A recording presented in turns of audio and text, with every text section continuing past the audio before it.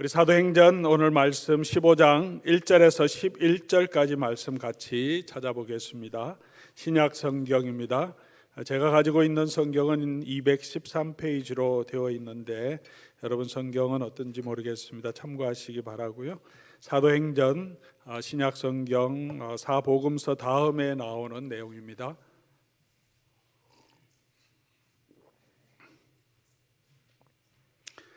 사도행전 15장 1절에서 11절까지 말씀, 제가 하나님 말씀 받들어 읽겠습니다. 어떤 사람들이 유대로부터 내려와서 형제들을 가르치되 너희가 모세의 법대로 할례를 받지 아니하면 능히 구원을 받지 못하리라 하니 바울 및 바나바와 그들 사이에 적지 아니한 다툼과 변론이 일어난지라. 형제들이 이 문제에 대하여 바울과 바나바와 및 그 중에 몇 사람을 예루살렘에 있는 사도와 장로들에게 보내기로 작정하니라. 그들이 교회의 전송을 받고 베니게와 사마리아로 다니며 이방인들이 주께 돌아온 일을 말하여 형제들을 다 크게 기쁘게 하더라. 예루살렘에 이르러 교회와 사도와 장로들에게 영접을 받고 하나님이 자기들과 함께 계셔 행하신 모든 일을 말하며 바리새파 중에 어떤 믿는 사람들이 일어나 말하되 이방인에게 할례를 행하고 모세의 율법을 지키라 명하는 것이 마땅하다 하니라. 사도와 장로들이 이 일을 의논하러 모여 많은 변론이 있은 후에 베드로가 일어나 말하되 형제들아 너희도 알거니와 하나님이 이방인들로 내 입에서 복음의 말씀을 들어 믿게 하시려고 오래전부터 너희 가운데서 나를 택하시고 또 마음을 아시는 하나님이 우리에게와 같이 그들에게도 성령을 주어 증언하시고 믿음으로 그들의 마음을 깨끗이 하사 그들이나 우리나 차별하지 아니하셨느니라. 그런데 지금 너희가 어찌하여 하나님을 시험하여 우리 조상과 우리도 능히 매지 못하던 멍에를 제자들의 목에 두려느냐. 그러나 우리는 그들이 우리와 동일하게 주 예수의 은혜로 구원받는 줄을 믿노라 하니라. 아멘. 사랑하는 교회 여러분 예수 그리스도를 믿음으로 구원을 얻으셨습니까? 그 구원에 대한 확신은 있으십니까? 오늘 내가 죽게 되더라도 내가 하나님의 영원한 나라에 가게 되겠다는 그런 확신을 가지고 계십니까? 그러면 그 구원을 확신하는 그 확신의 증거는 무엇입니까? 무엇 때문에 내가 하나님의 구원을 확실하게 얻었다고 생각하십니까? 오늘 본문은 그 이야기를 하고 있습니다. 그리고 이 우리가 믿고 있는 주 예수의 은혜로만 구원을 얻고 믿음으로만 구원을 얻는다고 하는 이 이야기가 초대교회 안에서 어떻게 교회적으로 확실하게 결론이 나시고 그렇게 교회의 가장 중요한 교리로 공고하게 서가게 됐는지를 보여주는 역사적인 기록입니다. 오늘 1절에 보니까 유대로부터 온 어떤 사람이 안디옥 교회에 와서 이방인들도 할례를 받아야 그리고 율법을 지켜야 정말 하나님의 백성이 된다, 구원을 얻는다, 그 말을 하니까 바울과 바나바는 그렇게 믿지 않았거든요. 그렇게 복음을 받지 않았어요. 예수 그리스도를 믿는 믿음으로만 우리가 하나님의 자녀가 된다, 하나님의 약속된 자녀가 된다고 가르쳤으니 이제 충돌이 생깁니다. 많은 다툼도 있었고 논쟁도 있습니다. 때로는 우리가 신앙생활 하다 보면 이런 신학적인 논쟁이 교회 안에 있을 때가 있습니다. 알력 다툼은 있지 말아야 되지만 이런 신학적인 고민과 논쟁은 있어야 되죠. 무엇이 정말 구원을 얻는 길이고 무엇이 정말 바른 믿음인지, 그런 일들 때문에 이 유대로부터 왔던 이 유대의 그리스도인들, 이 사람들은 교회를 핍박했던 유대인들이 아니고 예수를 믿는 사람들이었습니다. 바울이 비시디아인 안디옥에도 루스드라에서 이고니온에도 가서 복음을 전할 때 그곳에 해당해서 복음을 전했는데 유대인들이 핍박했죠. 믿는 유대인들도 있었지만 그렇게 믿는 유대인들 중에서 특별히 예루살렘에 있는 유대인들, 그 중에서 율법에 열심히 있는 그런 사람들 중에서 예수는 믿지만 그러나 그것으로 충분하지 않다 이렇게 얘기한 거죠. 할례를 행해야 된다. 그래야 완전한 하나님의 백성이 되고 그래야 하나님의 구원을 확실하게 얻을 수 있다. 이렇게 주장하는 사람들이 있어서 논쟁이 됐고, 그래서 이 논쟁을 해결하기 위해서 이 유대로부터 온 그리스도인들이 우리는 유대로부터 왔고 우리 사도들과 다 친분이 있어 옛날부터 예수님과 함께 신앙생활을 했던 사람들이야 라고 주장하면서 자기의 정통성을 이야기를 했던 것 같아요. 그래서 이 안디옥 교회가 그러면 예루살렘에 가서 사도들과 같이 논의해보자. 무엇이 정말 예수님이 가르친 그 진리인지. 그래서 이제 사람을 보내기로 했고, 그래서 가서 이제 함께 많은 논쟁한 후에 오늘 본문은 이제 베드로가 일어나서 정리를 하면 신학적으로 정리하고 자기 간증을 통해서 정리하고, 그 다음에 아마 이 회의를 주관했던 사람이 장로들 중에서 야고보인 것 같은데 야고보가 모든 것들을 정리해서 이제 새로 결론을 내리는 내용이 15장의 내용입니다. 이것을 우리가 예루살렘 공의회라고 표현하기도 합니다. 교회가 모여서 중요한 신학적인 결론을 함께 내렸던 것. 이후에도 여러 번 교회가 함께 모여서 중요한 신학적인 결론을 내리기도 하는데 가장 먼저 있었던 일이고, 이것이 기원 후 AD 한 48년 말 49년 초에 있었던 일입니다. 사도행전이 28장까지 있습니다. 그렇죠? 28장까지 있는데 가운데면 어느 정도 됩니까? 28의 중간이면 24, 14, 15, 12, 3 뭐 그 정도 되겠죠. 15장은 가운데 있는 거죠. 길이로 보면 이 15장의 내용이 사도행전의 가운데 있어요. 사도행전 처음은 예수님이 제자들에게 주시는 사명으로 시작하죠. 부활하신 예수님께서 땅끝까지 이르는 내 증인이 되라. 맨 마지막은 사도 바울이 로마에서 계속해서 복음을 전하며 거침없이 담대하게 복음을 전한다 이렇게 끝나는데, 그 복음의 가장 중심에 이 15장이 놓여 있습니다. 물론 역사적으로 쭉 순서대로 기록하고 있었지만 아마 누가는 이 조직적이고 또 의사였던 누가는 이 내용을 염두에 두고 이 15장을 가운데 두었을 거예요. 전체 길이로. 왜냐하면 이 복음이 땅끝까지 전해지는데 이것이 얼마나 중요한 교리인지를 그가 알고 있고, 또 그것을 이 모든 성도들이 알기를 원하는 마음에서 이것을 가운데 기록했습니다. 오늘 이 예루살렘 공의의 결정, 베드로의 이 이야기, 바울과 바나바의 주장을 통하여서 오늘 이 복음의 핵심 메시지가 저와 여러분에게 주시는 또 의미를 다시 한번 기억하며 우리가 믿음 위에 복음 위에 다시 한번 서지는 그런 성도와 교회가 되기를 원합니다. 아마 우리가 다 알고 믿고 있는 내용이지만 그럼에도 불구하고 이 말씀을 통해서 오늘 다시 한번 정리하고 이 믿음 위에 우리가 더 굳건하게 서갈 수 있기를 바랍니다. 먼저 우리 이 공의의 결정, 가장 중요한 결정은 신앙의 전통 있죠. 그리고 종교적인 행위, 그것으로 우리가 구원을 얻는 것이 아니라는 거죠. 1절 말씀에 어떤 사람들이 모세의 법대로 할례를 받지 아니하면 능히 구원을 받지 못하리라. 말씀드렸지만 이 사람들도 예수 그리스도를 주와 그리스도로 영접했습니다. 아니 예수를 영접했는데 왜 자꾸 할례를 받아야 되고 율법을 지켜야 한다고 얘기합니까? 예수님을 영접했지만 이들의 관점에서는 예수님을 보내주신 이유가 뭐냐?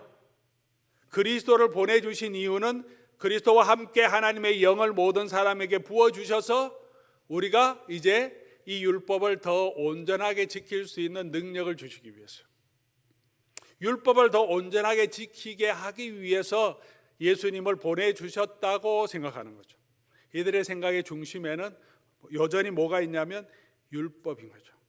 그리스도도 이 율법을 잘 지키도록 우리를 도우시고 우리 인도하시는 분이지 그리스도만으로는 부족하다는 거죠. 그리스도 외에 뭔가 다른 것이 있어야 한다는 것입니다. 신학적으로 교리적으로는 이제 이런 관점이 있었겠죠. 성경이 그걸 주장한다 이렇게 얘기하면서, 그러나 이 사람들 마음 가운데는 또 민족적인 우월의식도 분명히 있었을 겁니다. 자기는 유대인이고 할례 받은 하나님의 백성이죠. 할례를 받은 건 날 때부터 우리는 하나님의 백성이다. 그리고 그리스도 우리도 모를 구약 성경을 다 믿지 않습니까? 구약성경을 다 믿으니까 구약성경부터 쭉 읽어나오고 보니까 하나님께서 아브라함을 선택하시고 아브라함을 통해서 모든 민족에 복 주시기로 하셨고, 그 아브라함의 자손들은 할례를 받게 하셨고, 할례 받은 사람이 하나님의 백성이라고 쭉 나와 있기 때문에 자기들은 이미 할례를 받고 하나님의 자손이 되었죠. 그 증거가 있습니다. 근데 이방인들은 전혀 그런 전통에도 없던 사람들이 갑자기 예수를 믿는다고 하면서 교회에 들어왔는데 우리와 동일하다고 생각하는 게 내심 불편했겠죠. 할례도 행하지 않고 금방 예수를 믿었던 유대인들이 금방 예수를 믿었던 이방인들이 안식일을 지키지 않았겠죠. 왜냐하면 이방인들의 전통에는 안식일이 없죠. 이들은 주일날 모여서 예배를 드렸을 겁니다. 그리고 많은 종들을, 자유자들, 이방의 전통 가운데 그냥 이방인들은 안식일 지키는 전통이 그들에겐 전혀 없었어요. 그러면 그들이 모여서 예배 드리는 그때 외에는 그들은 어떻게 합니까? 그 주일날 그때 예배를 드렸지만 종이면 어떻게 합니까? 집에 가서 또 일을 해야 해요. 그래서 아침 일찍 새벽에 모이든지 어떤 때는 저녁 늦게 모이기도 했습니다. 초대교회 공동체가 주일 아침에. 안식일은 유대인들은 다 안식일을 지킬 수 있었어요. 그러니까 교회 안에서도 유대인들은 안식일 쉬어요. 자기는 전통적으로 안식을 지켜왔기 때문에. 그리고 그날 쉴 때는 그다 예배했을지 모르지만 모든 공동체가 예배하는 건 안식 후 첫날에 모여서 예배하고. 그런데 이 사람들은 안식일도 지키지 않죠. 그냥 그 예배만 오죠. 할례도 안 했어요. 유대인들의 입장에서 볼 때는 뭔가 부족해 보여요. 저래 믿어도 되나 하는 생각이 드는 거죠. 예수를 믿지만 그래도 할례를 받는 것이 필요하다. 그리고 하나님의 율법의 말씀, 특별히 이 하나님의 사람으로 구별된 그런 말씀입니다. 안식일을 지키는 것, 할례를 행하는 것, 그 다음에 또 분명하게 드러나는 것은 음식이죠. 정결법, 손을 씻고 음식을 먹는 것, 그리고 어떤 음식을 먹을까, 정결한 음식, 그렇지 않은 음식을 구별하는 것. 이것을 통해서 이 사람은 구별된 사람이구나 드러나게 되는데, 이방인들 보니까 자기들 참 안식일도 안 지켜요. 예배 오는 거 빼고 시장에 가서 파는 거, 고기 오만 거, 돼지도 먹고 다 먹어요. 그러니까 뭔가 잘못됐다 이렇게 이제 생각하는 거죠. 그런 전통들의 마음이 자꾸 가는 거죠. 할례가 있어야 되고 예수를 믿지만 뭔가 something more, 플러스 알파가 더 있어야 된다고 생각하는 거죠. 오늘 이런 것들은 바리새인들의 전통이었고 또 그런 생각들을 예수님도 많이 지적하고 있지만 오늘 저와 여러분의 삶을 돌아보면 오랜 신앙생활을 하다 보면 우리에게도 이런 태도가 나타날 수 있습니다. 말로는 예수 그리스도를 믿음으로만 구원 얻는다고 다 고백하죠. 우리가 다 알고 있기 때문에. 그런데 실제적으로 우리의 삶에 있어서는 나는 이렇게 하는데 그러지 못한 사람들, 또 예수를 믿는다고 하는데 정말 믿음 안에서 변화되는 모습을 보면 좋지만 예수는 믿는다고 교회 오는데 그들의 삶을 보니까 내 수준 정도의 삶이 안 돼요, 신앙이. 그러면 어떻게 합니까? 뭔가 저 사람 부족한 것 같아. 어떻게 보면 구원을 얻지도 못할 것 같아, 저렇게 믿어서는. 반대로 말하면 나는 이 정도 믿으니까 나는 확실히 구원 얻은 사람이야. 나는 하나님의 자녀라는 확신을 가지고 있는 거죠. 예수 그리스도의 은혜 플러스 내가 하는 어떤 것들을 우리가 의지하게 되는 그런 마음들이 우리 마음속에 생기게 되는 거죠. 오랫동안 하나님의 자녀라고 생각했던 유대인들 가운데 그런 마음이 있었습니다. 예수님으로 예수 그리스도를 믿는 것으로는 충분하지 않다. 그러면서 율법을 더 붙들게 되고 자기가 남보다 더 하는 그것들을 자기의 의로 붙들고 살아갈 수 있게 됩니다. 사랑하는 교우 여러분, 저와 여러분 예수 그리스도를 믿는 것으로 이것이면 충분하다고 우리는 믿고 있습니까? 아니면 그럼에도 불구하고 이 정도는 돼야 된다, 나 정도는 돼야 된다는 그런 생각이 있습니까?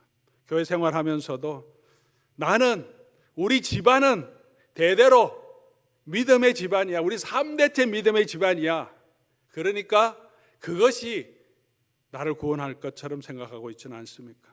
어떤 신학적인 교리적으로 나는 이런 교리, 개혁주의 신학을 가지고 있으니까, 나는 고신교회에 출석하고 있으니까, 이런 것들을 통해서 우리가 그렇지 못한 사람들을 향하여서 조금 더 우월한 의식을 가지고 나의 구원이 마치 조금 더 확실한 것처럼 혹시 생각하고 있지는 않습니까?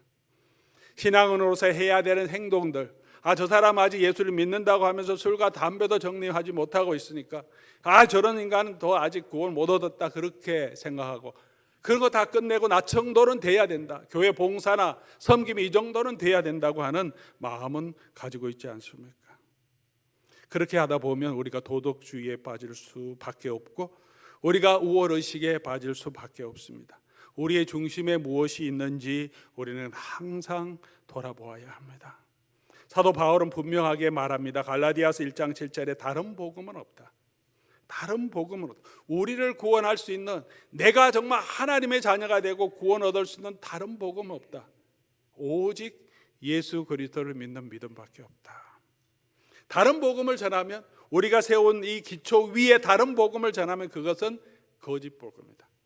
예수 그리스도만으로 구원 얻는데 그 위에 뭔가 자꾸 첨가한다. 할례를 받아야 돼, 율법을 지켜야 돼. 이것은 예수 그리스도의 그 구원의 십자가의 적이다. 이거는 복음이 아니다 라고까지 말합니다. 사랑하는 교회 여러분, 우리가 신앙이 열심히 있을 때 이런 바리새인들과 같은, 또 이런 유대로부터 온 어떤 사람들과 같은 태도가 우리 가운데 있을 수 있다는 것을 조심해야 됩니다. 우리의 열심이 나를 향하지 않고, 우리의 열심이 율법을 향하는 것이 아니라 우리의 열심이 그리스도를 향해야 된다는, 예수 그리스도의 복음에 대한 열정과 열심이 되어야 합니다. 전통이 아니라, 어떤 지식이 아니라, 어떤 종교적인 행위가 아니라, 언제나 그런 것이 중요하지 않다는 것이 절대 아니고, 그러나 우리의 마음이 그것을 더 중요하게 생각하면 안 된다는 거죠. 예수 그리스도의 복음만 붙들어야 합니다. 그래서 오직 예수 그리스도의 은혜로 구원을 얻게 됨을 우리가 다시 믿어야 합니다. 베드로가 15장 7절부터 이렇게 말합니다. 15장 7절부터 11절까지 많은 변론이 있은 후에 교회 안에도 많은 디베이트가 있었는데 베드로가 일어나서 정리합니다. 그 베드로가 하나하나씩 정리하는 내용을 한번 살펴보면서 우리가 왜 예수 그리스도의 은혜만으로 구원 얻는지를 다시 한번 우리가 붙들면 좋겠습니다. 첫 번째로, 이 예수 그리스도의 은혜로만 구원 얻는 것은 성경을 통해서 하나님께서 미리 약속하신 것이라고 베드로가 말합니다. 8절에 보면 하나님께서 오래전부터 너희 가운데서 나를 택하사 이 일을 하게 하셨다. 복음의 말씀을 받게 하셔서 오래전부터 계획하고 진행하시는 거다. 베드로의 설교를 조금 더 살펴보면, 그리고 스데반의 설교도 살펴보면, 바울의 설교도 살펴보면, 그들의 복음의 핵심은 구약 성경에서 예수 그리스도가 오실 것을 예언하셨고, 그 예수 그리스도를 통해서 우리가 구원을 얻는다. 이게 핵심이죠. 예수님이 가르치신 내용입니다. 이방인들은 할례를 없어도 구원을 얻을 수 있다고 주장하는 것은 사도 바울이 이방 선교를 하기 위한 선교적인 프로파간다가 아니었다는 거죠. 혹자는 그렇게 바울을 공격했습니다.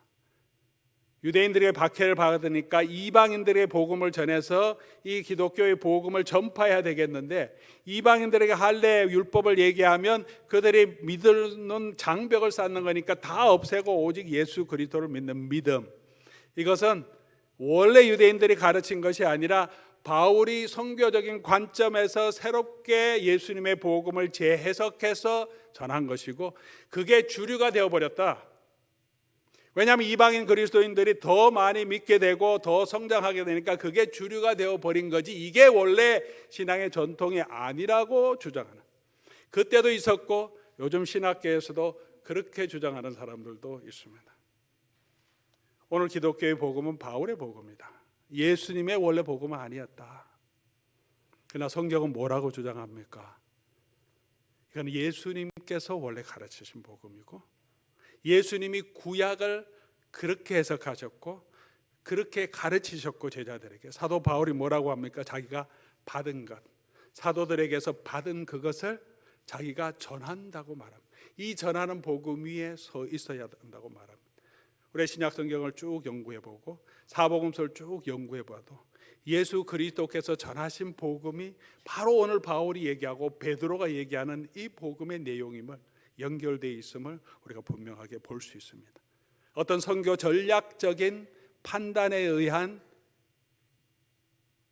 교리가 아니고 원래 이게 복음의 핵심이었다. 그것을 첫 번째로 주장하고 있고, 두 번째, 그리고 이방인들을 우리가 하나님의 백성으로 믿는 것은 우리가 판단하는 것이 아니라 하나님의 성령께서 미리 하셨다는 거죠. 성령이 그 마음을 새롭게 하셨다. 이건 베드로가 경험한 거죠. 고넬료 집에 들어가서 예수 그리스도의 복음을 전가할 때 성령께서 이 고넬료 위에 임하고, 그리고 그와 함께한 모든 가족들에 임했습니다. 누가 이 일을 하게 하셨냐면 하나님의 사자가 나타나서 환상을 보여주시고, 여러 가지 많은 땅에 있는 모든 짐승들 다 보여주시고, 더러운 짐승, 그렇지 않은 정결하지 않은 짐승 다 보여주고 다 잡아먹어라. 이 환상을 보고 베드로가 성령을 통해서 깨닫죠. 이 환상의 의미가 뭐냐? 고넬료 집에 가면서 확실하게 깨닫습니다. 하나님은 사람을 인종적으로 민족적으로 차별하지 않는구나. 하나님은 모든 사람을 다 깨끗게 하셨고 오직 성령으로 말미암아 그 사람을 중생하고 거듭나게 받아주셨으면 우리가 그대로 받아야 된다. 고넬료에게 성령이 임했기 때문에 하나님이 받아주시면 우리가 세례 주는 것을 누가 거부하겠느냐, 그렇게 하는 거죠. 구원에 있어서 구원의 가장 중요한 주도권은 하나님이 가지고 계신다. 하나님이 받으시면 우리는 당연히 그 하나님의 뜻에 순종해야 한다고 말하고 있습니다. 이 성령께서 하시는 일은, 이 성령은 누구의 영입니까? 예수님의 영이죠. 예수님이 보내주신 영입니다. 성령이 왜 이렇게 하시냐면 예수님이 그렇게 하셨죠. 예수님이 그에게 찾아오는 사람들은 누구든지 다 받으셨습니다. 특별히 자기가 의롭다고 하면 바리새인들 오히려 더 책망하고요. 가난한 자, 병든 자들을 더 받으셨고, 특별히 도덕적으로 보면 세리와 죄인들, 창기들의 친구가 된다고 할 정도로 그 사람들을 다 받으십니다. 사마리아인들이라고 배척하지 않으십니다. 사마리아인들 중에서도 아주 그들이 다 천박하게 여기는 여인도 찾아가셔서 예수님 받아주십니다. 이방인의 백부장의 아들도 그 집에 들어가서 예수님은 고쳐주시겠다고 약속하셨고, 예수님 부활하시기 전에 제자들에게 말씀하시잖아요. 땅끝까지 모든 족속에게 이 복음을 증거하라고. 예수님이 모든 사람을 다 받아주셨습니다. 회개하지 않아도, 어떤 죄 가운데 거해도 상관없다, 예수만 믿으면 된다, 그런 거는 말씀 아니죠. 예수님께 나온 죄인들이 자기 계속해서 죄를 지어라 그렇게 말씀하지 않아요. 그래도 된다 말씀하지 않으셨죠. 다시는 그렇게 하지 말라. 이 사람들 왜 예수님께 나옵니까? 자기 죄를 자복하고, 자기 죄인인 줄 알아요. 나 같은 죄인인데 어디에 율법으로 성전에도 못 가요. 아무도 받아주지 않아요. 하나님 앞에 가고 싶지만 받아주는 사람이 없는 그런 사람들이 회개하는 마음으로 예수님을 찾는 거죠. 그렇게 나오는 사람들은 예수님이 차별하지 않고 다 받아주셨다. 그게 예수 그리스도의 복음이, 그게 예수님께서 우리에게 말씀해 주신 내용이에요. 성령께서, 그리스도께서 하셨다면 우리가 그 말씀대로, 그 뜻대로 따라야 한다는 거죠. 그리고 세 번째로, 율법의 행위로 구원을 얻을 수 있는 사람은 아무도 없다라고 베드로가 얘기합니다. 그런데 지금 너희가 어찌하여 하나님을 시험하여 우리와 우리 조상들도 감히 매지 못했던 그것을 가지고 이 사람들에게 매료하느냐. 바울도 가던 주장을 로마서에도 하죠. 사람이 율법으로 의롭다함을 얻을 수 있는 사람은 아무도 없습니다. 우리의 행위로 의롭다함을 얻을 수 있는 사람은 아무도 없습니다. 하나님 앞에서 하나님께서 우리 행위대로 심판하시면 그 앞에 설 수 있는 사람은 아무도 없습니다.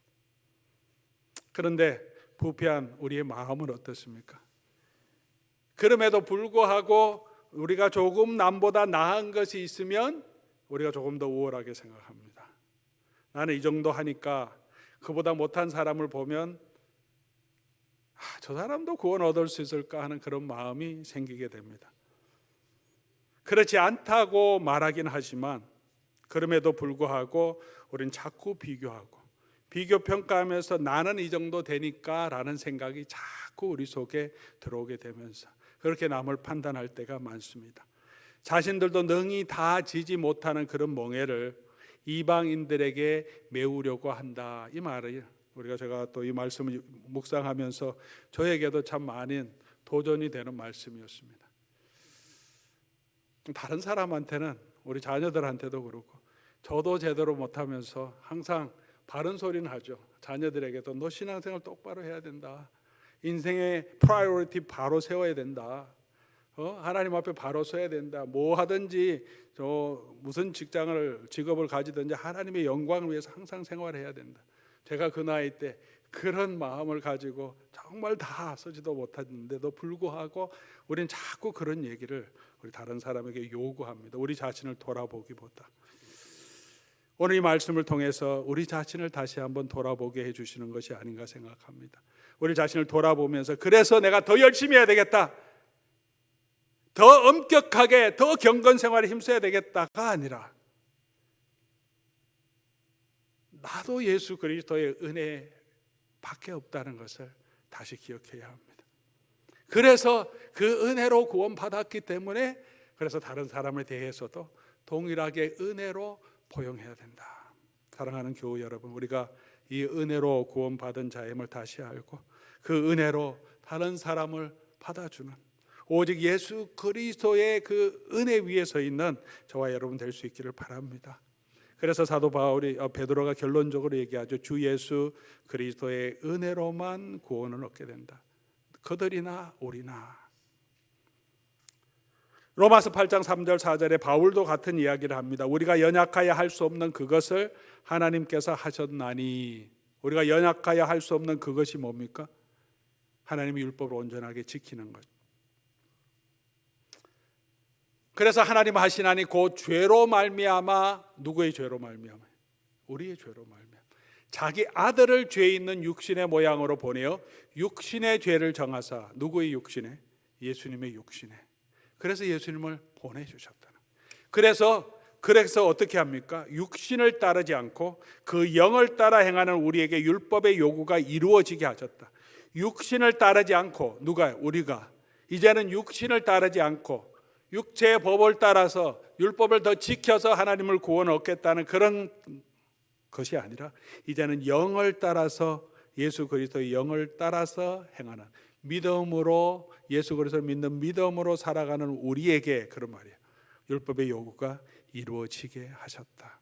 갈라디아서 3장 13절 14절에는 우리를 대신하여 예수 그리스도께서 저주를 받은 바 되사, 율법의 저주에서 우리를 속량해 주셨다라고 말합니다. 이거 외에 다른 것은 가짜 복음이다. 예수 그리스도의 십자가의 적이 된다라고 사도 바울은 얘기합니다.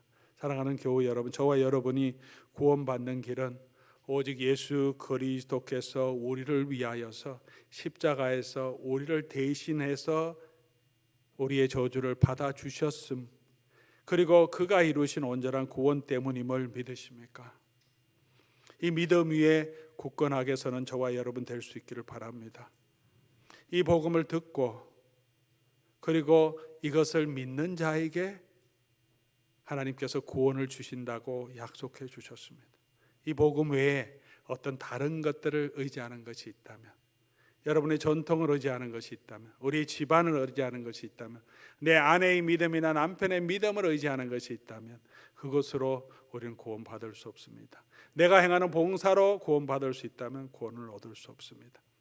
때로는 우리가 복음에 대해 설명하면서, 저도 그런 태도가 있을지 모르겠지만 장로님들이나 목사님들, 중직자들에게 예수 그리스도를 믿는 믿음 안에 서 있습니까? 예수 믿음을 확실히 믿습니까? 질문할 때 뭐라고 답하시냐 하면 열정을 내신 분이 많습니다. 내가 장로인데, 내가 목사인데, 이렇게 얘기하시는 분이 계세요. 그런 마음이 있어요. 목사 된 것, 장로 된 게, 교회에서 내가 얼마나 봉사한 게 우리를 구원하는 게 아닙니다. 그게 우리를 구원하는 게 아니지 않습니까? 그럼에도 불구하고 그런 태도가 있다는 거죠. 그 질문 앞에 우리는 오늘 우리가 찬송을 많이 했던 구원하심이 보좌에 앉으신 하나님께 그 하나님의 영광 앞에 우리가 찬송을 드려야 되는데 그렇습니다. 오직 예수 그리스도의 은혜로 나 같은 죄인을 구원해 주시고 그 은혜로 나로 하여금 이 직분을 감당하게 하신 것이 너무 감사합니다. 내가 나 된 것은 예수 그리스도의 은혜밖에 없습니다. 그 질문 앞에 이게 먼저 나와야 되죠. 이게 먼저 나와야죠. 내가 누구고 내가 뭘 했고가 아니라 우리가 그 은혜의 감동이 있다면 저와 여러분의 마음속에는 무엇이 있습니까? 사랑하는 교우 여러분, 우리가 정말 예수 그리스도의 은혜로만 구원 얻었다는 이 복음 앞에 오늘 저와 여러분은 어떻게 반응하고 있습니까?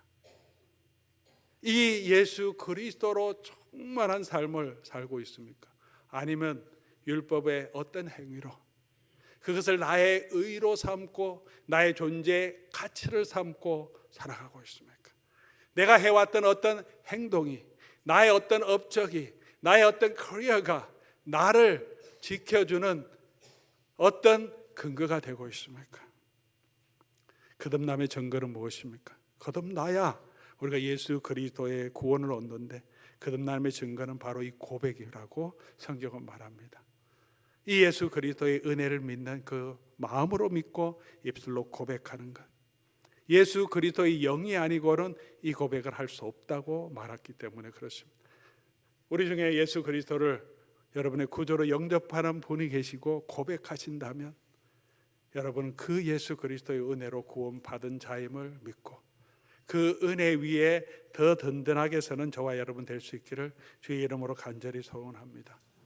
그러므로 이 은혜에 의하여 구원을 얻었다면 이제는 우리가 율법의 조문대로 사는 것이 아니라 이제는 예수 그리스도의 법을 따라서 살아야 하고 그 법을 성취해야 합니다. 마음대로 살아도 되는 사람이 아니라는 거죠. 예수님의 은혜로 구원받았으니까 이제는 마음대로 살아도 된다? 절대로 성경이 그렇게 얘기하지 않습니다. 은혜로 구원받았기 때문에 이제 율법을 행해서 그것을 나의 의로 삼으려고 삼지 말고, 그러니까 율법의 조문대로 살지 말고 그 율법의 핵심이 되고 목적이 되신 예수 그리스도를 바라보고 예수 그리스도의 법대로 살아가라는 거죠. 같은 율법을 보더라도, 율법을 버리는 것이 하고 폐기하는 것이 아니라 같은 율법을 보더라도 그 안에서 예수 그리스도의 은혜를 발견하고 예수 그리스도께서 우리에게 주신 그 은혜를 붙들고 우리가 이제 내가 사는 것은 내가 사는 게 아니라 예수 그리스도가 우리 안에 사는 것이 되어야 한다는 것입니다. 로마서 10장 4절에 그리스도는 모든 믿는 자들에게 의를 이루기 위해서 율법의 마침이 되셨다라고 바울은 분명하게 고백합니다. 율법의 마침이라고 하는 것은 율법을 끝장내고 폐기하고 이제 더 이상 율법의 조문은 필요 없다는 것이 아니에요. 구약의 십계명이 필요 없다는 것이 아니라 그 모든 계명이 예수 그리스도 안에서 이루어졌음을 우리가 바로 이해하고 그 예수 그리스도 안에서 예수 그리스도의 은혜에 따라서 율법, 하나님의 우리에게 주신 도덕적인 법률, 이 법을 지켜가야 한다는 거죠. 그래서 어떻게 살아가야 하느냐? 이 율법이 목적이 그리스도라면 우리가 율법을 붙들고 사는 게 아니라 그리스도 없이 우리는 그리스도를 붙들고 살면 율법의 모든 요구를 이미 이루게 된다는 거죠. 그래서 어떻게 살아야 되는가? 사도 바울이 갈라디아서 이렇게 정리합니다. 갈라디아서 5장 13절에 형제들아 너희가 자유함을 위해 부르심을 받았으니까 어떻게 살아야 되냐? 그러나 그 자유로 육체의 기회를 삼지 말고, 이 육체의 기회라는 것은 육체적으로 자기 욕심대로 사는, 자유하니까 내 마음대로 살아야 되겠다, 방종에 빠지지 말고, 또 한 가지는 유대인들처럼 육체적으로 이 율법을 지켜서 자기가 의롭게 되겠다고 하는 율법의 의의를 붙들지 말고 어떻게 하라 그러냐? 사랑으로 서로 종노릇하라. 사랑이 율법의 완성이다. 사랑으로 종노릇하라. 하나님을 사랑하고 이웃을 사랑하는 것. 그 사랑이 어떻게 나타나느냐? 6장 2절에 너희가 짐을 서로 지라 그리하여 그리스도의 법을 성취하라. 서로 남의 짐을 져주는 거죠. 서로 판단하고 내가 더 잘났다고 조정하는 것이 아니라 예수 그리스도의 마음으로 예수님께서 자신을 내어준 것처럼 다른 사람을 더 나보다 낫게 여기고 그들의 짐을 함께 져주는 것. 혼자 하는 게 아니라 서로 그렇게 져주는 것. 그렇게 그리스도의 법, 우리 속에 그리스도를 닮아가는 마음, 그리스도의 자세, 그리스도의 형상을 닮아가는 마음으로 늘 충만하라. 왜 그렇습니까? 예수 그리스도의 은혜로 우리가 구원받았기 때문에, 그래서 그 은혜 위에서 있어야 한다는 것입니다. 우리가 사도행전을 쭉 묵상해 오면서 바울이 가는 교회마다 선포하는 복음이 뭐냐 하면 이 믿음 위에 굳건하게 서라, 이 은혜 위에 굳건하게 서라, 그렇게 말합니다. 우리가 받은 이 은혜 위에 굳건하게 서는 저와 여러분 될 수 있기를 바랍니다. 예수 그리스도 외에 다른 것을 우리의 삶의 중심으로, 내 삶의 근거로, 내 자랑의 근거로 삼지 말고 오직 예수 그리스도의 십자가 외에는 자랑할 것이 없다고 사도 바울이 고백한 것처럼 예수 그리스도의 십자가 붙들고 예수 그리스도를 더 닮아가기 힘쓰며 그 은혜 위에서 가는 저와 여러분들, 그런 교회와 그런 성도들이 될 수 있도록 우리가 함께 힘쓰고 함께 기도하며 그 복음을 증거하는 그런 교회가 될 수 있기를 주의 이름으로 간절히 소원합니다. 우리 오늘 주신 이 말씀 기억하면서 우리 한번 찬송 같이 하면 좋겠습니다. 오직 주의 은혜로 지금 여기 서 있습니다. 우리 고백하며 이 은혜로 다시 우리를 채워주시고 이 은혜 위에 우리가, 이 교회가 든든하게 서 있게 해 주시옵소서 하는 마음으로 우리 함께 찬송하겠습니다.